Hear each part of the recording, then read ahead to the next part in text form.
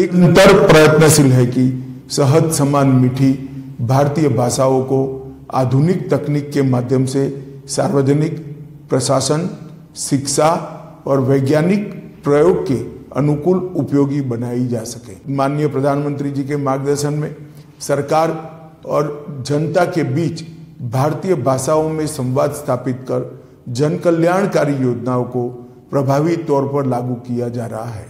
देश में राजभाषा में हुए कार्यों की समय समय पर समीक्षा के लिए संसदीय राजभाषा समिति का गठन किया गया था और उसे उत्तरदायित्व दिया गया था कि यह देश में सरकारी कामकाज में हिंदी का प्रयोग, उसकी प्रगति, इसकी समीक्षा करे और रिपोर्ट बनाकर माननीय राष्ट्रपति जी को प्रस्तुत करे। मुझे यह बताते हुए खुशी हो रही है कि माननीय राष्ट्रपति जी को इस रिपोर्ट का 12वां खंड प्रस्तुत किया जा चुका है। 14 तक इस रिपोर्ट के 9 खंड सौंपे गए थे, लेकिन हमने पिछले 4 वर्षों में 3 खंड प्रस्तुत किए हैं। 2019 से सभी 59 मंत्रालयों में हिंदी सलाहकार समितियां का गठन करने का काम समाप्त हो चुका है तथा इनकी बैठकें भी नियमित रूप से आयोजित की जा रही हैं। देश की विभिन्न क्षेत्रों में राजभाषा के प्रयोग को बढ़ाने की दृष्टि से अब तक कुल 528 नगर राजभाषा क्रियान्वयन समितियों का गठन भी किया जा चुका है। विदेशों में भी London, Singapore, Fiji, Dubai, port Louis में नगर राजभाषा कार्यान्वयन समितियों का गठन किया गया है।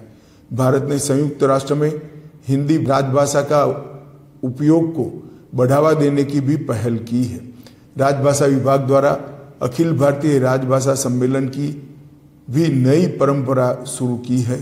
13-14 नवंबर 2021 बनारस में पहला और 14 सितंबर 22 को सूरत में और राजभाषा सम्मेलन आयोजित किया गया। इस साल पुणे में यह 3रा अखिल भारतीय राजभाषा सम्मेलन आयोजित किया जा रहा है।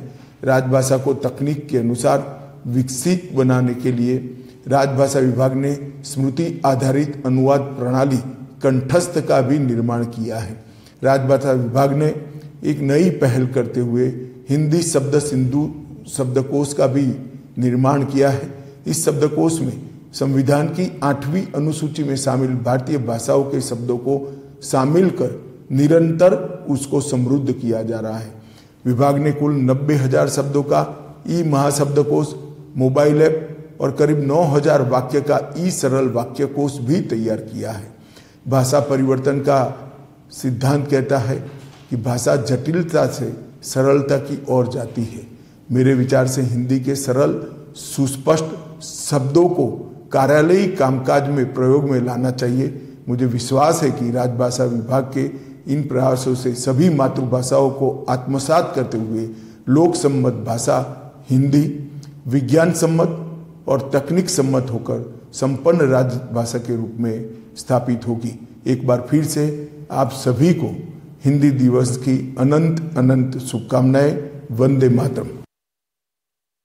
तो गृह मंत्री अमित शाह बधाई देते हुए हिंदी दिवस के अवसर पर नजर आ रहे थे और साथ ही तमाम महत्वपूर्ण बातें उनके द्वारा कही गई हैं और इससे